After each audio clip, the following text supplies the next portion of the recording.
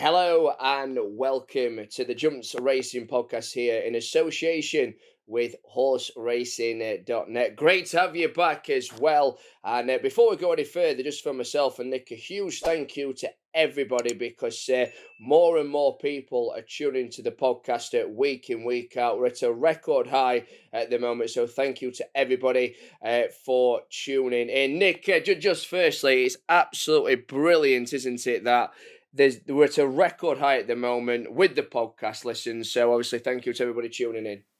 Yeah, hi Bobby. Good evening, everybody. Great to be back as always. And yeah, it's really nice, isn't it? For me and you to just be chatting away to each other. It's nice that people are tuning in and getting involved, and we're able to chat about the jump seasons together. So much has happened. There's so much more to come yet, and we've got a brand new layout on YouTube. So if you listen to us on SoundCloud, sneak over to YouTube. You'll have to see mine and Bobby's. Well, don't worry about that. But there's a lovely YouTube background, brand new design, and there's loads of stuff on YouTube at the moment as well. We've got interviews with Paul Nicholls, Nicky Henderson, John Joe O'Neill, Warren Greatrex, and a certain Derek Thomson is on his way up there as well.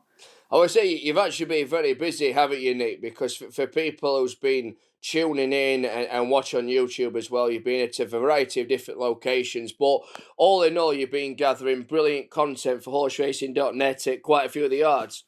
Cheers, yeah. Well, it's the busiest time of year and it's best time of year, isn't it? That build up to Cheltenham. We're just over a week away at the time of recording. Fingers crossed we don't have any hiccups in regards to weather or anything else. And we get there and we get it on. And we move on, and hopefully it's shaping up into a really good festival. So hopefully we don't all need face masks to enjoy it. I would say very exciting times ahead. The Cheltenham Festival is next week. All the build-up we've been doing for weeks and weeks here on the podcast will come down to it next week. We're also going to be doing a Cheltenham Festival special also. We'll talk about that very, very soon. But Nick, just first of all, let's look back at what we saw over the weekend. We'll start first with Doncaster. Liz Doon-Varner and Gino Trail, they gave Fergal O'Brien and Paddy Brennan a double on the card on Town Moor. They took the first two races. Yeah, another good day for Fergal O'Brien. Another good day.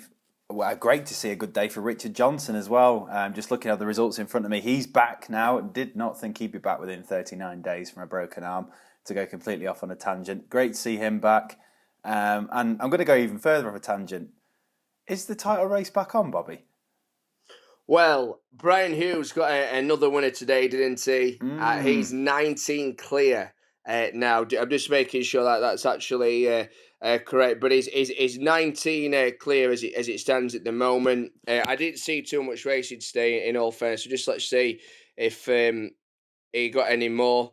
No, 19 clear at the top of the top of the table. We know it finishes at Bet365 Gold Cup Day at Standout at the back end of April. Listen, is 19 clear? Is in a very good position. However, we've got till the end of April to go. Personally, if you're asking me, I think Brian Hughes is going to do it. My honest opinion is that I think Brian Hughes will be the jockey's champion. So for me, I think he's got it in the bag. Having said that, a lot can happen between now and the end of April. Yeah, of course, Richard Johnson inherited the title from a certain AP McCoy, and I must say, Dickie has been McCoy levels of insatiable in the past 4 years. Just keeps on going, and if anyone's going to catch him up and reduce his deficit, it is him. Although I must admit, the prices don't offer any value. If you are a punter, I checked it last week when he came back, and he was about 7-2 with a 19-win deficit. There's no real value there, I don't think. You're better off finding a winner, I think, of one of Dickie's. But anyway, completely back on the road now. We'll talk about Gino Trail. And I don't know about you, but it's always nice when horses roar on into the veteran stages of their career. And Gino Trail has been around for a heck of a long time. I remember when he was second in the Grand Annual a couple of years ago at the grand old age of 11. He's 13 now. He switched to the Fergal O'Brien team, and yeah, he seems reborn, doesn't he? I mean, he may be 13, but I think a good gauge of how good he still is the fact that he's still on a mark of 146, and he's still winning on a mark of 146. He did this really well. You know, he won fair and square really, really well. He might be in the latter stage of his career. Imagine he'll go back to the Grand Annual. A £5 penalty will squeeze him in. There's a stage now between now and Cheltenham where if you win in the intermediate time, you're given a £5 penalty to give you a chance of getting in, or if you run actually. So that should squeeze him in at the bottom of the weights. And who knows? Second 2 years ago, he hacked up here on Saturday.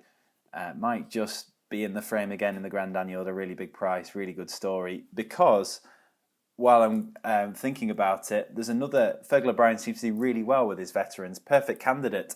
He's 13 as well. He was second in the Devon National a couple of weeks ago even. So good to see the veterans roaring. And you never know, Gino Trow might have another day or two left in him just yet. The big handicap at the day on Town Moor was the Grimthorpe Chase. I know it's been seen over the years as a bit of a stepping stone and a trial towards the Grand Nationals. Of course, Definitely Red won this a couple of years ago. There was a horse in recent times as well, and the horse's name has gone out of my head. He won this and went on to win the Scottish Grand National. I can't think of the name off the horse off the top of my head. I'll look it up in a second. But Captain Chaos for Dan Skelton. Harry Skelton came home in front. He did. Am I right in thinking The Last Samurai won this, Bobby? Or was that the other race? Yes, he did, yeah. He was second in the Grand National, weren't he? Yeah. So, a race with plenty of pedigree of producing a Grand National horse. I don't think it will this year. It's more likely that another race up at Kelso will be a better clue in that respect. But won fair and square by Captain Chaos. It's a race that never really seemed to get going. It fell apart, only 3 finished, and Captain Chaos won us by an absolute track. Worthy Farm was the one that everyone went for in the market. He'd had back-to-back wins at Wincanton, but never really looked like justifying favouritism. I don't know how much substance there is to this form. The fact that it's Skelton's first win in 2 years, probably tells you that, Captain Chaos. But it's another nice pot for the Skelton team, and I'm sure they'll be very pleased with that. If we turn our attention now to what we saw up at Kelso on Saturday, and we'll start first with the Premier Chase. It went in the way of Definitely Red for Brian Ellison and Danny Cook. He returned the even money favourite. And what I will say about Definitely Red also, Nick, is that it really impressed me in the Beecher Chase over the Christmas period. He retains his enthusiasm, I think it's fair to say, in regards to the Grand National fences, the Grand National course as well. And I think he's going to April with a fantastic chance, in my opinion. He's going to go to Aintree in April with a great chance. And I think he's going to run a really, really big race, Definitely Red in the Grand National. Yeah, I agree with you, Bobby. I mean, I won't be the only one to think that he perhaps missed his chance in 2017 through no fault of his own, because he got lucklessly, hampered, so lucklessly had to depart the race. But he's one of those. He's so likable. He's a bona fide, I'm going to say grade 2 chaser. That might be harsh, but he's a bottom topper. He has won in a Gold Cup. He's not quite that standard to be a serious challenger, but he's lurking on a pretty solid mark. When he ran in the National 3 years ago now, it was off 149 when he was so unlucky and looked like he had a winner's chance. He's lurking on 156 this year, which, to be honest, is not beyond him in the context of the race. If you consider that Tiger Royal's going to be carrying so much weight, Definitely Red's actually going to be on a really nice racing weight. He hasn't done a lot wrong this term, as you say. He needed the run in the Charlie Hall. He was an excellent fourth in the Beecher. Ran really well, I thought, behind Vintage Clouds in the Peter Marshall, things considered. And this was a big run as well. In trademark style, he put it to bed. It probably wasn't the strongest race we'll ever see of this race, because this race, I mean, it's a good card up at Kelso, I must say. Have you ever been to Kelso, Bobby? It's one race course, Nick, I've never been to, but I'm hoping that one day I will make the trip up. Yeah, it's a good one. From my Timeform days, I had the pleasure of going up for the Moor Battle a few times and stuff like that. It's a good old drive from where we are, but when you get there, it's a really good crack. It's a proper racetrack, and there's some really good races there. You see some really good horses. I saw Bala Briggs up there when he was warming up for the Grand National a few years ago. And this has a similar sort of vibe. I think we've seen a serious Grand National contender. Whether he'd be good enough to win the National, well, I mean, there's so many factors to take a win in National. You've just got to go there with a chance. So yeah, plenty to like. Goes to Aintree with a fine chance, and really, really nice to see. So see you at midnight, back rolling at age of 12. Yeah. What do you think to see you at midnight returning to action? I don't know. It's an interesting one, isn't it? As far as I believe he's 12 now, and he came back because he was loving the game so much. You know, it was full of energy at home, full of beans. On this evidence, he's not the force of old, but that doesn't really matter. I can imagine if his mark starts to drop and he retains his enthusiasm, they will be able to find a few opportunities for him to keep himself busy in the summer and maybe think about Hunter Chase Company next year as a 13-year-old. No, that's an interesting little shout there. Be interested to see where they go with See You at Midnight. And great to see the old boy back in action as well. Now, at the start of the podcast, you would have heard or seen, if you're watching us on YouTube, that Nick said he's been around quite a few of the yards of late, getting all the latest about the yards runners for Cheltenham. And we're going to hear now from Paul Nicholls. Paul, not long to go now. How's the mood in the yard ahead of the 2020 Cheltenham Festival? Yeah, good. We've had lots of winners of late, so everyone's on a high. Horses are going well, looking good, and everyone's working hard at getting the horses spot on for Cheltenham. Got an excellent squad to go to war with this year. We'll take a look at a few of them now. We'll start with Solo, who is now the 3-1 favourite for the Triumph Hurdle after a brilliantly impressive win at Kempton over the weekend. Yeah, hope it wasn't a fluke. I don't see why it should be, unless the mare completely underperformed. But he was very impressive visually. We'd always liked him. And probably on that run, he deserves to be favourite for the Triumph, and I'm sure he'll go very well. You've also got a serious chance in the Cheltenham Gold Cup in the form of Clanders Oboe, who was back to his brilliant best in the King George last time at Kempton. Yeah, he was. That was obviously his target from when he went to Down Royal first time. Improved enormously from that run to there, and then we've purposely kept him fresh and very fit for the Gold Cup. He hasn't run since. He's in good shape. He galloped very well at Wincanton this morning, which is his final strong piece of work, and I'm very happy with him. Do you think the suggestions that he perhaps isn't suited by Cheltenham are unfair? He hasn't run bad at Cheltenham. He was fifth in the Gold Cup last year. He was second in 2 other races. He's run some good races there. He hasn't just won there, and not a lot of horses have. But I don't see it being a problem. He's very good on a flat track. It has suited him. But he's won at Newbury, he's won at lots of different tracks. Kempton suits, and horses that win King George's do win Gold Cups.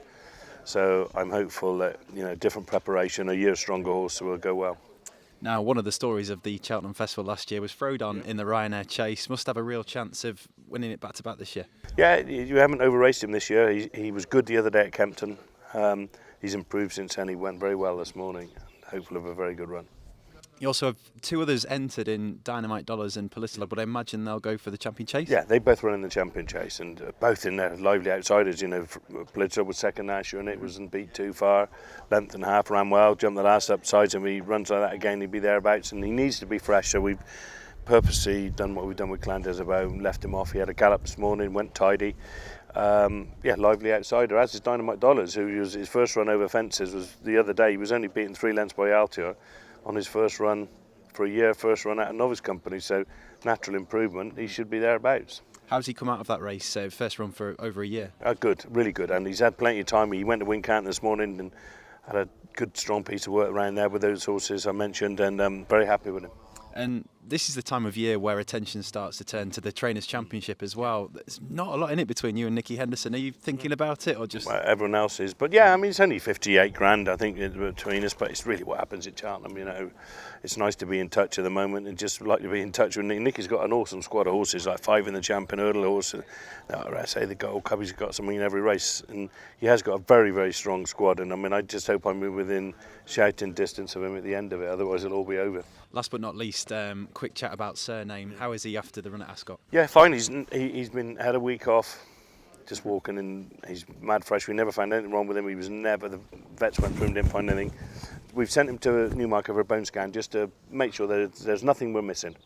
And then if everything's okay with that, we'll probably creep on with him quietly. And if we're happy with him in a month's time, we might find a race for him.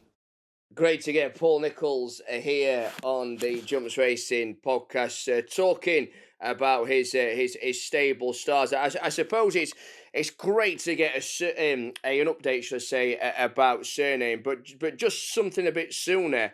Nick, just looking ahead to a couple of his runners at the Cheltenham Festival. Solo will have his second start for him. He was very impressive from what we saw at Kempton on debut for Paul. He's now the favourite for the Triumph Hurdle. And Clander's Oboe as well, a dual winner now of the King George. And Mr. Nicholls does know how to win a Gold Cup as well. Yeah, Mr. Nicholls knows how to win many a race, doesn't he? I think it's notable how much he fancies Clander's Oboe. You know, he was very quick to thwart away the suggestions that he's not suited by Cheltenham. He made a very solid case for the fact that he's a year older, a year wiser, and he sort of said as well that they've learned how to train him a bit, Clander's Oboe, and that he needs a bit of a break in between his runs. They've given him that since Kempton. He'll arrive here fresh, and who knows, it's a wide open Cheltenham Gold Cup. If it carries on drying up, you've got to fancy him. But yeah, fascinating to visit Paul Nicholls. Completely different character to Nicky Henderson, who could talk in prose for hours and hours. Paul Nicholls is one of the most switched on blokes you'll ever meet. He's, you know, all the time, always thinking. Fascinating to hear him. You know, he's very much of the belief, and it is quite refreshing actually, that Cheltenham isn't the be-all and end-all. If he can find opportunities for his horses, be that at Aintree, be that at Ayr, maybe even Perth, he will do it.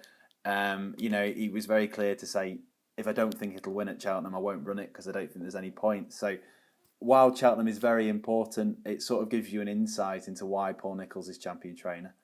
Yeah, no, I very much agree, and a cracking interview there as well. Great to have him on the podcast. Now, what we're going to do now is something a bit different, because we've been doing this podcast now since October, and we've seen plenty of racing throughout the winter months and stuff. So I think it might be a good idea now, Nick, just to talk about our most eye-catching performance in our opinion. First off, should I say, I'm going to mention Surname against Altior at Ascot, because I thought that was mightily impressive.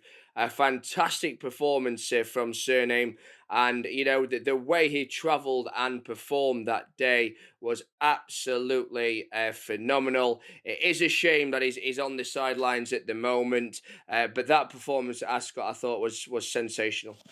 Yeah, it was a strange one, wasn't it? Because it was a sort of matchup that you only get in the spring, but we were spoiled and got it on the first start of the season. Nicky Henderson, as you heard last week, and Paul Nicholls to a lesser extent, both admitted really that it took an awful lot out of both of their stars. It was in difficult ground and they really took each other on, but it was one heck of a spectacle. Sounds like the vibes are good around Surname, and he could run perhaps in the Oaksey Chase at Sandown, which would be an interesting protocol. He sort of, Nicholls as well said that he feels he is a proper 2.5 miler, not a 2 miler. So that's where we'll see him, you'd think, for the future. We are going to also be hearing from Derek Thomson very shortly about his Cheltenham memories. But surely we're going to have more than one here, Nick, for most eye-catching performance of the season as well, because I think one I do want to chuck in, and it's two races he impressed me in, and that's Lost in Translation. Firstly at Carlisle, because he was unbelievably impressive that day, and then his performance in the Betfair Chase against Bristol de Mai, because in my opinion, he stepped it up another gear. It didn't quite work out for him in the King George, where he was pulled up, but those first two performances of the season from him, they were sensational. Yeah, they were. We were both there, weren't we, at Haydock, when, as we've said before, beat Bristol de Mai at Haydock on his home ground, which is no mean feat. Didn't look right in the King George. He's had time to freshen up. The vibes from the Tizard Stable Tour, which was today at the time recording Monday, are very, very positive. He could be overlooked. I think he's about 8-1 for the Gold Cup, so definitely can't write him off. Personally, I'm going to go a bit left field with mine. Go on. It is reasonably recent, but I was very taken with it last month, and that is Bob Marler, who won the Edinburgh National up at Musselburgh. Real slog, real test, 4 mile and a furlong. But there was plenty to like about it, I thought. This lad is an improving 8-year-old staying chaser for the Warren Greatrex team. And he left it late in the day to get up. He absolutely flew home to collar his rival in the Dying Strides. And he just screamed improver to me. He screamed a horse that will really come on for that. He's in the Kim Muir, and the real notable thing here is that he represents the Warren Greatrex team, and Warren Greatrex won the Kim Muir with Mr. Proach back in 2018, who finished second in the Edinburgh National before going to Cheltenham. Bob Marler has gone one better. If you read the website or are on our YouTube, you'll know that I spoke to Warren Greatrex last week at Cheltenham. He's very, very bullish about his chances in the Kim Muir. He won off 135 off at Musselburgh. At the time of recording, he's up to 140, so in theory he needs a couple to squeeze in. He's down at about 28 at the moment, but because so many of them have so many entries in the Ultima and everything else, I'm almost certain he'll get in. He'll be on a nice weight. He's one who is here on upward trajectory, and he has course and distance form as well. He won here back in last April in a competitive event. So if the ground continues to dry up, that won't be an issue. I think he'll have a real chance, Bob Marler. And if he doesn't win in the Kim Muir, I still think he's a staying chaser to follow. Right then, as promised, we're going to hear now from Derek Thomson. Nick caught up with him recently about his memories of the Cheltenham Festival from years gone by. Tomo, thank you very much for joining me and chatting to me. And I thought I'd just grab you for 5 minutes and chat about some of your memories of the Cheltenham Festival as a journalist and broadcaster. And first of all, I thought I'd ask, just what's it quite like to work this event as a broadcaster? It's incredible. You know, all the jockeys and trainers and owners call it the World Championships, the Olympics. And I tell you what it is for us as well. It's a great feeling, even coming here today, you know, a few days before the actual festival, you know, we've had the press conference and all that. This is very, very special. It gets the heart pumping. Drive in here, and I'm looking around, and wow, the memories come flooding back. And I can't wait. And if it's, you know, like today, the sun is shining, it's going to be a very, very special 4 days. So I've been coming here for an awful long time, and I still love every minute of it. You've had a colourful career in that, because you started off, you know, for so many years on Channel 4, and are you still with BBC Radio 5 Live this year as well? Yeah, still doing 5 Live, and it's great. I love it. We all stay in a house just outside Cheltenham, and the presenters, producers, and it's just an old farmhouse. There's about 10 bedrooms there, falling down, so it's not costing the BBC much, I tell you, and it's cheaper than just staying in hotels. And it's lovely. And we have breakfast together, and we go through everything. But it's great. I'm looking where we're standing now. There used to be an old stable block over there, and when I came down here for the first time, I was 15 years of age, and I was leading a horse up in a race as a stable lad. And I'll never forget it, an Irish guy who had a very good horse was sleeping in the next bed. It was a big dormitory, and I'd been in bed since 10 o'clock, and he came in about 3, and he said, "I just thought I'd wake you up to tell you I'm home." Oh, I said, "Thanks very much." And that was it. The horse I led up didn't win. But it's just amazing. And BBC Radio 5 Live, it's great working with so many people who are so knowledgeable about the sport. You know, you got the commentator John Hunt, you got Cornelius Lycett, you got people like that, Andrew Thornton, you know, former Gold Cup winning jockey, and it's just lovely being involved. And you know what I love? I love walking around and talking to people. I had my pedometer on last year, and would you believe in the 4 days I covered nearly 48 miles, which is incredible. And my biggest claim to fame, if that's right, is John said to me, he said, "Tomo, we want you to find Rod Stewart." I said, "Right, there's 80,000 people here. Any idea where?" "No, you've got 10 minutes to find him. We're live on BBC Radio 5 Live." So I wandered around. I was talking to people. I said, "Have you seen a small Scottish guy with long hair, scruffy long hair?" No. Then I found him, and I went up to the restaurant, got in, and interviewed him. And I got him to sing to his wife on one knee. And it was just incredible. I'll never, ever forget it. And that's the sort of people you bump into, the ones you least expect. Sir Alex Ferguson's a very good friend, and during Cheltenham every year we have a night together. We often play snooker together, and it's something I look forward to. It's wonderful, and I'm very lucky, like you are, to be paid to come here. People have got to pay to get in, and I don't, and I really consider myself very lucky.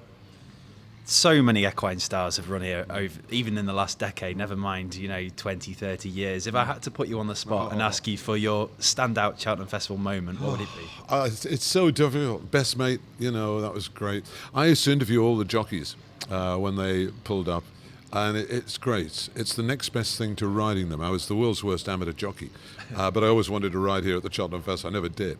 But just to win any race. I remember the girl who won the Fox Unders last year. And I was interviewing her as we were walking back. And we're live, ready for... I said, that was an interesting style of finish you were riding there. And she said, well, there's nothing I could do. Because on the run to the last fence, I put my shoulder out. And I had to go bash and push it back in. I said, what? She pushed her shoulder back in, jumped the last, and won. Things like that you don't often hear about. And I saw Ruby Walsh here a few minutes ago, and he's retired now. And I was just saying, I've interviewed you after every one of your winning rides here. And who am I going to talk to this year? You know, it's strange, and it's just a wonderful feel. If you said horses, Dawn Run, Desert Orchid, you know, all those sort of horses, you go back years and years. And my best friend is Bob Champion. And in the old days, the old grandstand here, there used to be a bar underneath the grandstand, which was for jockeys only. And we used to go in there. And you couldn't do it now because you're not allowed to drink, you know, you're riding and all that. But in those days, they could. And I won't tell you who I used to give a lift home to in the back of the car, you know, who obviously couldn't drive. And the following day, they would come out and win the Gold Cup and all that sort of stuff. But things like that, memories you can't buy, it's wonderful. And I'm so lucky. You know, I was originally brought up in Middlesbrough. I'm now based in Newmarket. But to come to Cheltenham, it's the highlight of the year. And we talk about festival memories, and looking ahead to this year's festival, we could have one of the great renewals of the Champion Chase, couldn't we? Because we've got a two-time winner in Altior and two serious challenges in Défi de Soy and Chacun pour Soi. That's what this racing is all about. It brings together the youngsters and the great old-timers. I'd love to see Altior win, because Nicky Henderson, my favourite trainer, I rate him the #1 trainer in the world. And you know why? He put me on a winner. Yes, he must be an outstanding trainer. And I say to some, I was talking to Tony McCoy the other day, I said, what's your strike rate? What was when you were riding for Nicky Henderson? He said, about 30%, Tomo. I said, 100%. One ride, one winner. He said, yeah, Tomo, have you ever wondered why he never asked you back again?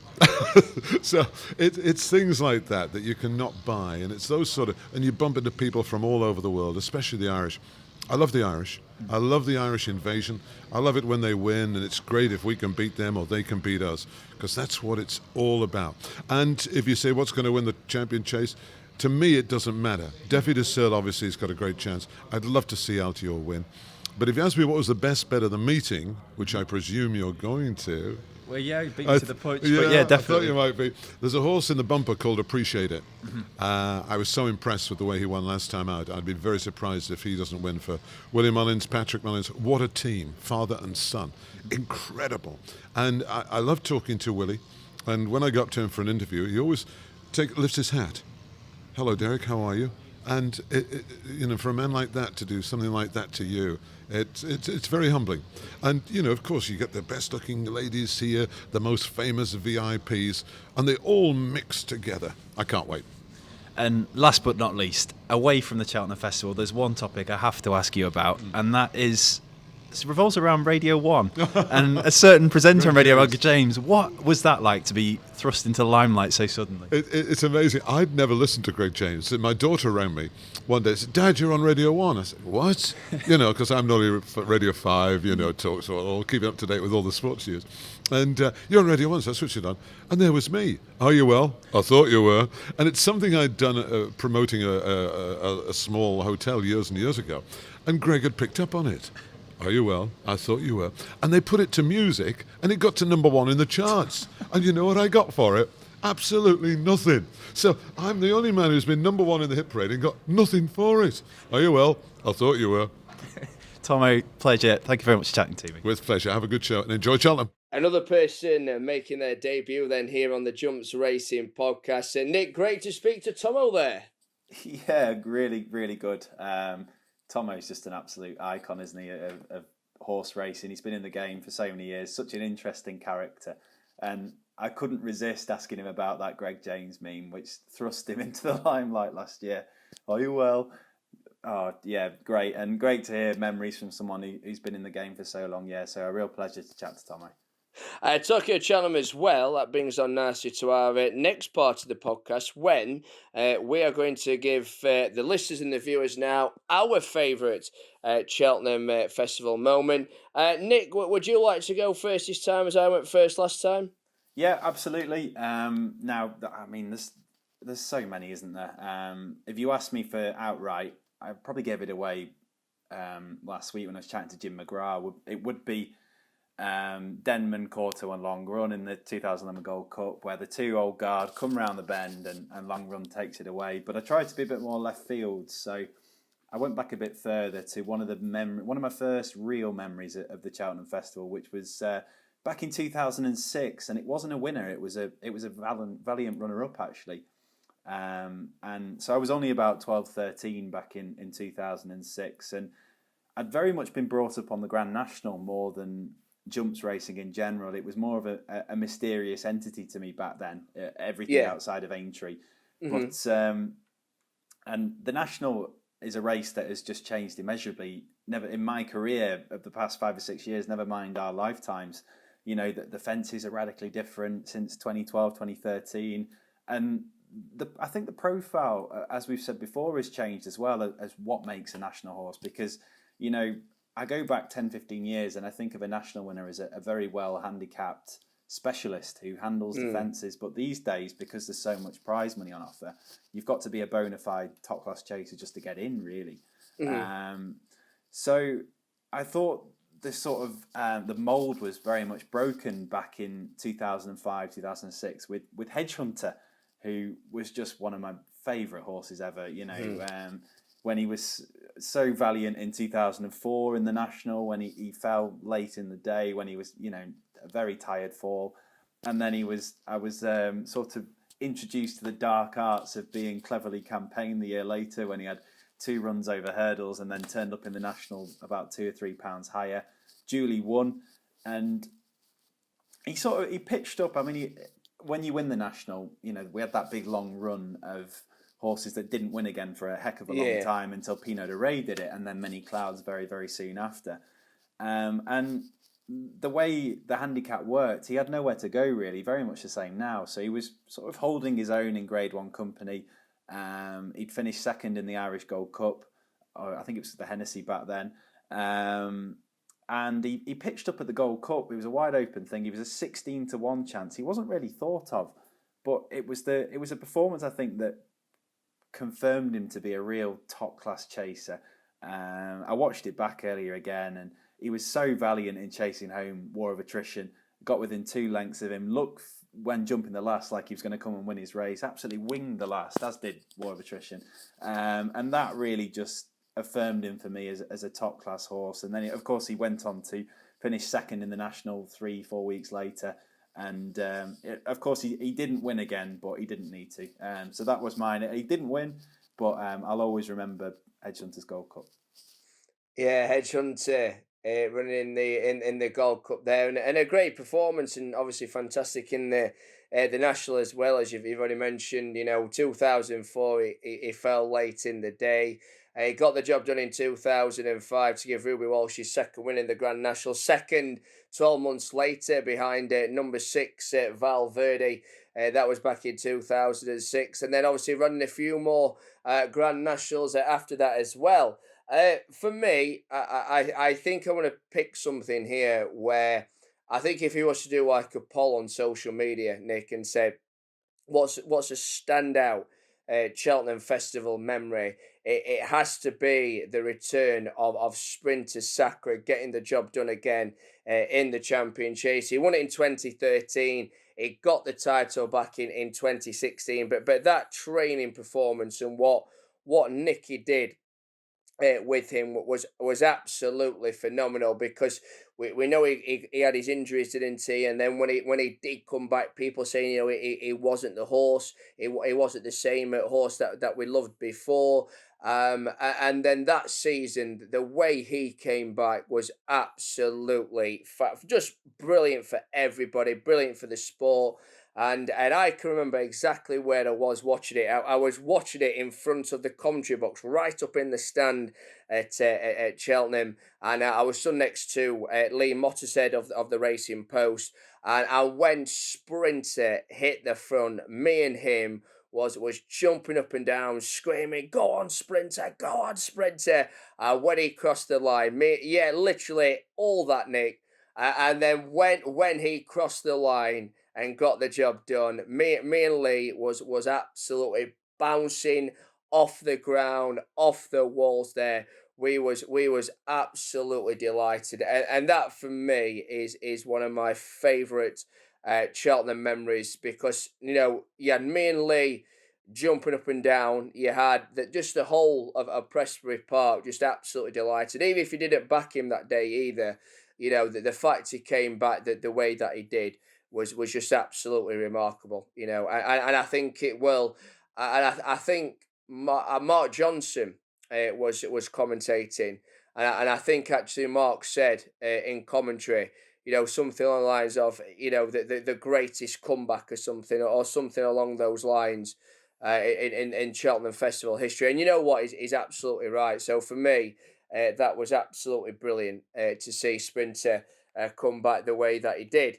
Right then, as we are recording this on Monday, obviously we're not 100% sure what's going to be running on Saturday. So we're just going to have a quick glance to finish the podcast off now and look ahead to the Imperial Cup at Sandown, the Grade 3 handicap hurdle over 2 miles. At the time of recording, Matt the Man is the 9-2 market leader, won over C&D and Lister Company back in December, but was brought down when last seen in the Betfair hurdle. Yeah, we don't make things easy for ourselves, do we? No, Bobby? we don't, do we? The small matter of the Imperial Cup to solve. This is the sort of race where you either love it or you absolutely hate it. A really, really difficult race, and it's one that hasn't been very kind to punters either. Can you tell me the last favourite to win the race? The last favourite to win the Imperial Cup? Yeah, it was a few years ago now. It's 10 years ago. So 2010. 2010, yeah. I didn't know this, but I'll keep the suspense going in case anyone listening. Who trains it? Philip Hobbs. Is a tricky one. Was Caspal? It was called Qaspal. Was the horse? I must admit I can't remember it. No. But done. So let's just get this straight here. There's not been a favourite win the Imperial Cup for 10 years now. No. There's been a few in skinnier prices, but yeah, generally it's a very difficult one for punters. I mean, Malaya was well back last year, but he wasn't favourite. He was 7-1. Flying Angel back in 2016, he was 9s. Baltimore Rock 7. So a few have won in single prices, but Caspal in 2010 for Philip Hobbs is the last favourite to win the race, and I can't remember it. I must have. Unless it's like a 10-year trend, and then a favourite's going to go in this year, then we're not seeing again until 2030. I don't know if that's going to be the trend. What do you think? Possibly. At the time recording, it's Matt the Man. Well done if you did get Caspar, by the way. And at the moment, the favourite represents the Evan Williams team. He really, as you say, he could be here on the back of a hat-trick because, he was travelling well in the Betfair hurdle when he was brought down in unfortunate circumstances. Where he won is one question, but he had every chance. Had 2 wins prior to that. The interesting thing with him is you need to be well handicapped to go well in the Imperial Cup generally. He's up just £1 to that, so he's quite a way down in the weights. He's off 131. And yeah, you imagine he will be there and thereabouts. He was a heavy fall though. It was a nasty incident that happened, so it's worth noting that he'd need to recover from that after just about 3 or 4 weeks. But yeah, he'd have to have a chance, wouldn't he? Christopher Ward is the second favourite for the Paul Nicholls yard. Second run after a wind-up should he run in the Imperial Cup on Saturday. And he comes into the race on the back of an impressive win last time out at Musselburgh on my birthday. Oh, nice. Yeah, happy birthday. Belated happy birthday, Bobby. Oh, cheers, Nick. Yeah, I think I wished you happy birthday on your Facebook, You did, actually. to be fair, you did. You did. You did. But hang on. We didn't get any celebrity videos like we do for your other friends, by the way. You know, I expected to get that like on WhatsApp or something.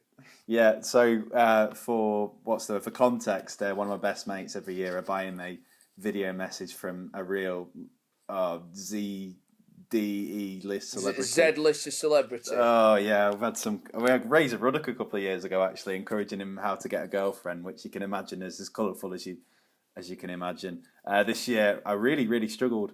I tried to get Shannon the Cannon Briggs, the ex-heavyweight champion of the world, but he was busy, so I ended up with a bloke who used to play for the Brisbane Roar, so there you go.